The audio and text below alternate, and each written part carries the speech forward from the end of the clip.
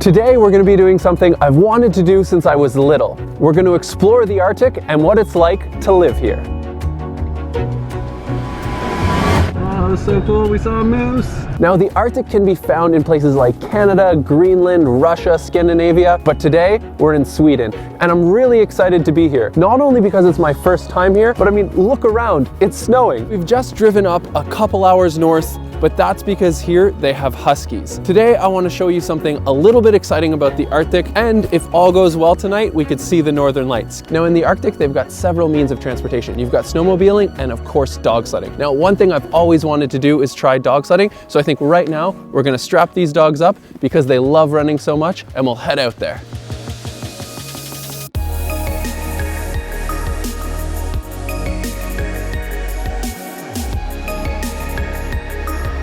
Dog sledding is a wild experience. The energy of the dogs gets you from the start, and if you even stop for a second, they whine and beg you to keep running. You have to try it.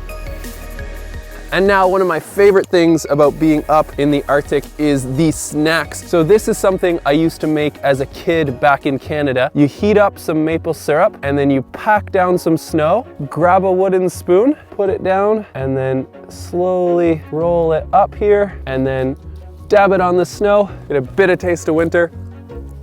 And just like that, taffy on the snow. It tastes like childhood back in Canada. It's so nice to be up here near Lapland and making a delicious treat.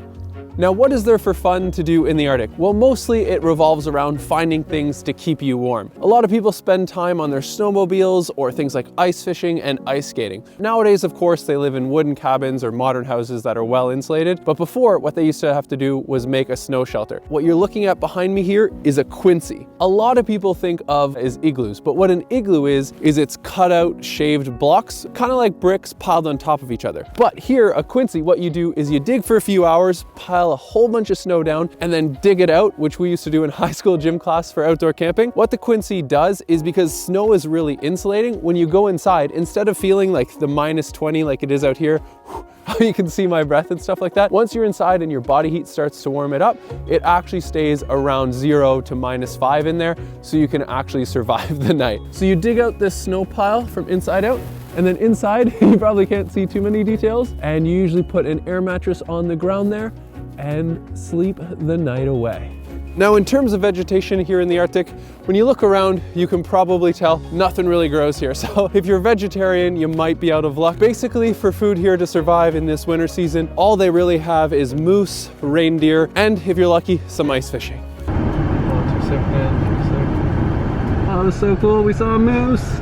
Now, another unique thing about the Arctic is its relationship with the sun. In the winter season, the Arctic is actually fully behind the sun, so you're covered in darkness. They usually only get about an hour of daylight, and then come summer, it's the complete opposite. That might sound like fun, but I've talked to some locals here, and they say after about 2 weeks of only seeing daylight, they go a little bit crazy. So the sun is setting behind me, and there's something I'm really excited for. This is something I've seen in New Zealand once, but I've never seen it in the Arctic, where it's supposed to be incredible, and that is the northern lights.